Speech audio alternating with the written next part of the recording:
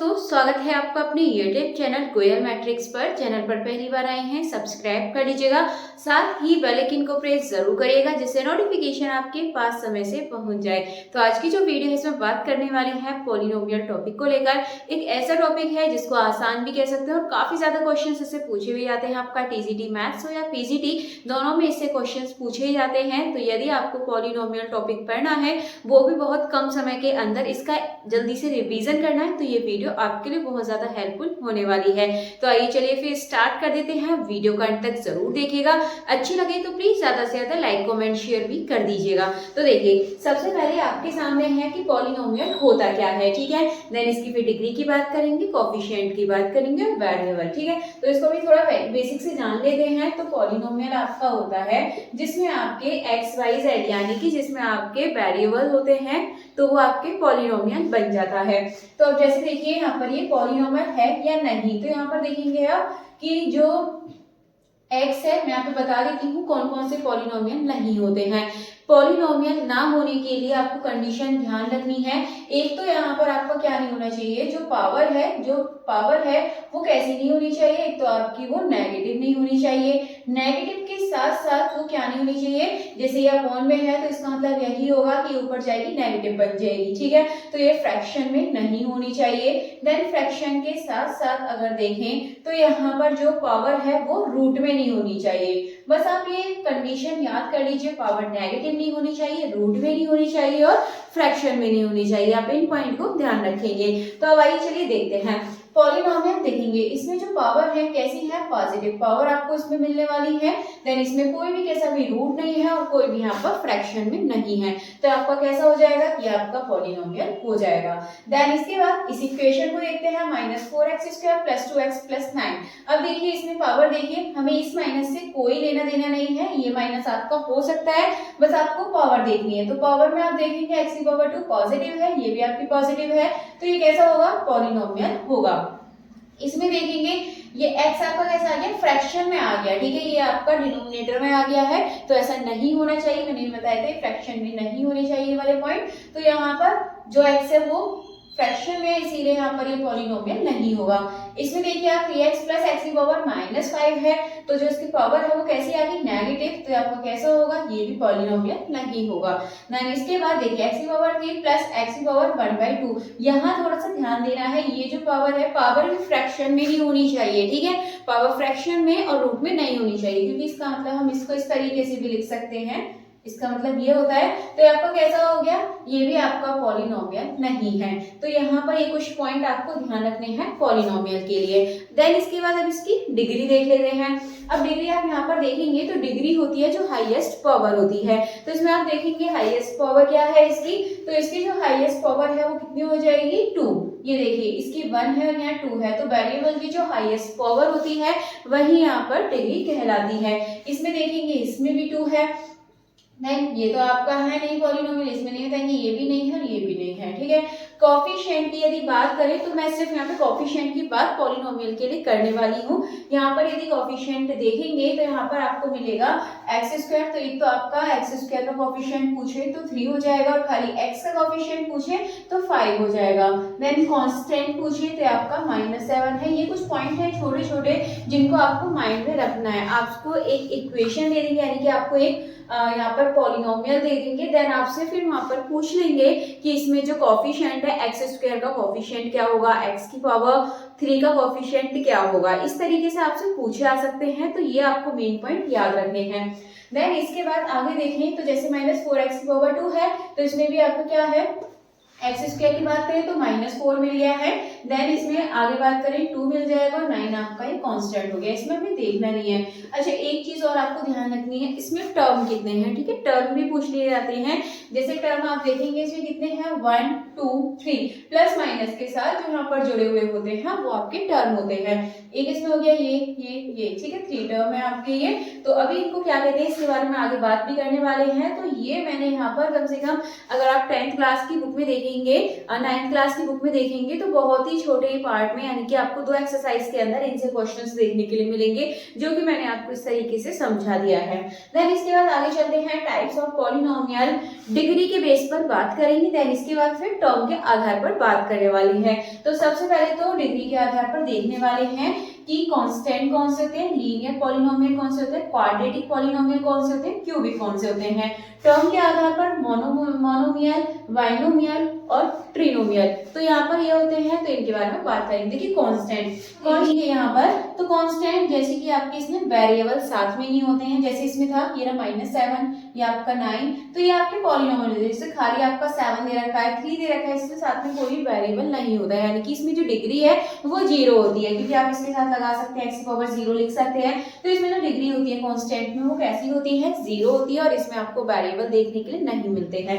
Then इसके बाद linear polynomial की बात करें तो लीनियर पॉलिनोमियल में जैसे कि आपको x⁻1, ठीक है, y⁻1, इस तरीके से आपको यहाँ पर देखने के लिए मिलते हैं, यानी कि जो हाईएस्ट डिग्री है वो आपको यहाँ पर xy की फॉर्म में ऐसे देखने के लिए मिल रही है।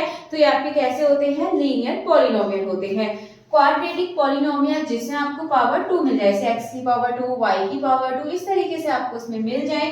क्यूबिक होती है, हाईएस्ट जो डिग्री है आपकी कैसी हो जाए, क्यूबिक, यानी कि 3 हो जाए पावर, तो ऐसे आपके किस में आते हैं, क्यूबिक के अंदर आते हैं, ठीक है। तो इसके बाद बात करने वाले हैं टर्म के बारे में। अब देखिए एक चीज और है, एक आपके होते हैं 1 वेरिएबल, एक होते हैं 2 वेरिएबल। तो पॉलिनोमियल 1 वेरिएबल का मतलब ये है जैसे कि आपका इसमें x, ठीक है, x एक ही वेरिएबल बार बार आ रहा है, तो वो आपका क्या हो जाएगा, ये आपका पॉलिनोमियल इन 1 वेरिएबल कहलाएगा। अगर x के साथ साथ यदि y भी आ रहा है साथ में इक्वेशन में, तो आपका वो फिर 2 वेरिएबल कहलाएगा। देखिए एक एग्जांपल ले लेते हैं, जैसे यहाँ पर x² + x + 7 ऐसा एग्जांपल है, तो ये आपका 1 वेरिएबल है, क्योंकि इसमें आप देखेंगे तो सिर्फ x आपसे ये पूछा जा रहा है, तो आपका 1 वेरिएबल हो जाएगा। देन इसके बाद यहाँ पर आप देखेंगे कि अगर मैं इसमें ही, चलिए दूसरी इक्वेशन ले लेते हैं, जैसे इक्वेशन हमने यहाँ पर ले ली x² + y + 7, कुछ इस तरीके की इक्वेशन, इसमें देखिए आपका x भी आ रहा है, y भी आ रहा है, तो आपको कैसे होगा, इसमें टोटल आपके 2 वेरिएबल हो गए। तो इस तरीके से आपसे क्वेश्चंस पूछे जा सकते हैं, तो ये भी इम्पोर्टेंट है, इनको ध्यान रखिएगा। अब देखिए टर्म के आधार पर मोनोमियल, बाइनोमियल और ट्रिनोमियल देख लेते हैं क्या होते हैं। तो देखिए मोनोमियल का मतलब हो गया, जैसे आपका कोई एक ही टर्म दे रखा है तो ये हो जाएगा मोनोमियल। एंड बाइनोमियल मतलब कि आपके 2 टर्म, इस तरीके से आपके 2 टर्म दे रखे हैं, तो ये बाइनोमियल, यानी कि टर्म के आधार पर यहाँ पर ये बांटे जाते हैं, और ये आपके पार्ट जो होते हैं ये आपके डिग्री के आधार पर होते हैं।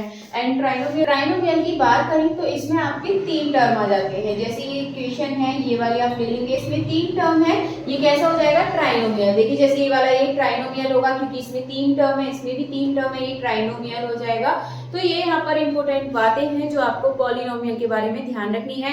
कुछ थोड़ी सी चीजें और रह गई हैं तो वो भी मैं आपको बता देती हूँ। ये आपके इंपॉर्टेंट यहाँ पर कुछ चीजें हैं, जैसे factor of polynomial, zeros and roots of polynomial. Then इसके बाद रिमाइंडर फाइंड करने वाला, ये बहुत यूज में आता है। देन इसके बाद यहाँ पर डिवीजन मेथड से यहाँ पर फैक्टर निकालना सीखेंगे। देन इसके साथ साथ यहाँ पर दूसरे मेथड से भी निकालना सीखेंगे कि आसानी से आप कैसे फाइंड कर सकते हैं। तो फिलहाल देखिए फैक्टर ऑफ पॉलिनोमियल, तो फैक्टर ऑफ पॉलिनोमियल ये तो बहुत आसान है, आपको आता भी है, तो आप सिंपली यहाँ पर इसके फैक्टर कर दीजिएगा, और फैक्टर करने के बाद यहाँ पर जो भी आपको जो रूट्स मिलते हैं तो ये आपके जीरोस कहलाते हैं, ठीक है। तो एक आ गया आपका x-2 और एक आ गया आपका x-3, ये दो यहाँ पर इसके फैक्टर कहलाएंगे, ठीक है। अगर इन्हीं फैक्टर को 0 के इक्वल रखकर यहाँ से x की वैल्यू निकालते हैं तो आपके जीरोस हो जाते हैं, तो ये बात भी आपको पता है।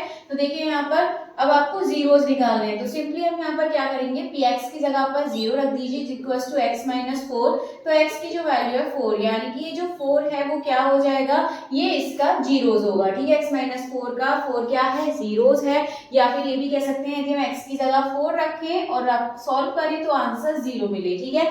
तो जीरोस वो होते हैं जो आप यहाँ पर वैल्यू पुट करें, और पुट करने के बाद आपको अगर पूरी वैल्यू 0 मिल रही है तो वो जीरोस होते हैं। आप किसी भी तरीके से यहाँ पर इसे सॉल्व कर सकते हैं। अब देखिए जैसे ये इक्वेशन है और सेम एग्जांपल है, अभी हमने सॉल्व किया था, इसके जो फैक्टर थे x-2 और x-3 आ रहे थे, ठीक है। अब इसके जीरोस निकालने हैं, तो इन दोनों को इक्वल कर दो 0 के, देन जब आप 0 के इक्वल रखेंगे तो एक आ जाएगा 3 और एक आ जाएगा 2, तो ये जो 2 और 3 है ये क्या है, रूट्स या फिर ये जीरोस, दोनों में से आप इसे कुछ भी कह सकते हैं, ठीक है। देन इसके बाद फिर एक क्वेश्चन और आपके सामने है, क्वेश्चन की तरह, यानी कि इसको लेकर चलेंगे रिमाइंडर थ्योरम।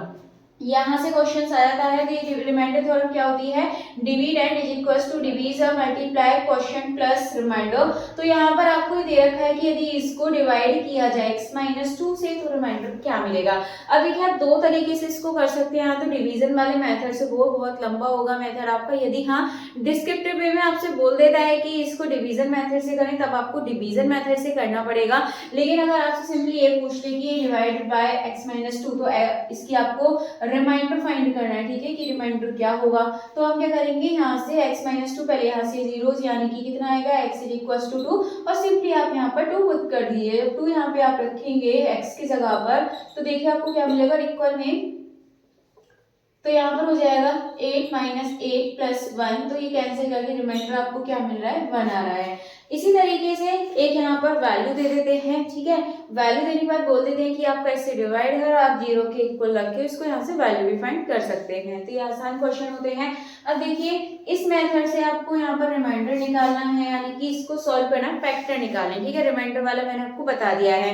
अब यहाँ बता दिया है कि x-2 इसका एक फैक्टर है और आपको इसके बाकी के फैक्टर निकालने हैं। देखिए x-2 इसका फैक्टर है तो सिंपली हम x इज इक्वल टू 2 इसे पुट करके यहाँ से रिमाइंडर तो हम बता सकते हैं, लेकिन हमें क्या करना है, यहाँ पर फैक्टर निकालने हैं। तो इसके लिए एक तो यही वाला मेथड होता है कि आप डिवाइड करके निकालें, तो मैं एक बार डिवाइड वाला बता देती हूँ और उसके बाद फिर आपको डायरेक्ट वाला मेथड। तो आप क्या करेंगे, x⁻2 यहाँ ले लेंगे, तो ये आपको हो जाएगा x⁻3 और ये हो जाएगा माइनस x 2x है ये आपका, तो इसमें 2 में x² का मल्टीप्लाई करेंगे तो 2x² आपको मिल जाएगा। देन इसके बाद आप इसको आगे सॉल्व करेंगे तो आपको क्या मिलेगा, माइनस 2x² प्लस आप 5x उतार लीजिए प्लस का 3। अब आपको क्या चाहिए, माइनस 2x आपको यहाँ पर चाहिए। देन इसके बाद आगे आप सॉल्व करेंगे तो आपको 4x मिल जाएगा। देन ये हो जाएगा प्लस माइनस, तो 5 में से ये गया तो आपका x प्लस 3 यहाँ पर बचने वाला है। देन यहाँ पर आप पुट करेंगे और देखेंगे कि यहाँ पर देखिए क्या मिल रहा है, x प्लस 3 है और ये आपका x-2 है। तो हमें क्या जरूरत है, यहाँ पे हम यहाँ पर 1 ले लेते हैं, हम 1 लेंगे तो आपको x-2 मिलेगा और सिंपली इसको सॉल्व करने पर यहाँ पर क्या मिलने वाला है, 5। तो यहाँ पर जो रिमाइंडर है वो 5 मिल गया और एक आपको यहाँ पर क्या मिल गया, ये क्वाड्रेटिक पॉलिनोमियल मिल गया। अब आपको इससे आगे सॉल्व करके यहाँ पर इसके फैक्टर निकाल सकते हैं, ठीक है। तो रिमाइंडर 5 मिल चुका है और क्वेश्चन देखें तो ये आ चुका है। देन इसके बाद ये आपका यहाँ पर डिवीजर था, ठीक है, सब कुछ यहाँ पर आपको मिल चुका है। आप इसके फैक्टर करके और भी इसके फैक्टर निकाल सकते हैं। अब देखिए यदि आपको इसी तरीके से क्यूबिक इक्वेशन दे दी जाए और उसके आप फैक्टर कैसे करेंगे, तो इसके लिए मैं नेक्स्ट वीडियो में लेकर आने वाली हूँ। 2 मेथड से आपको बताऊंगी, एक सिंथेटिक का मेथड आपका हो जाएगा और एक आपका दूसरा मेथड है, उसके बारे में नेक्स्ट वीडियो में सीखने वाले हैं। देन आपका फिर पॉलिनोमियल फिनिश हो जाएगा। आपको वीडियो कैसी लगी है कमेंट करके बताना। अगर आपको पार्ट 2 चाहिए तो उसके लिए भी आप कमेंट बॉक्स में बता देना।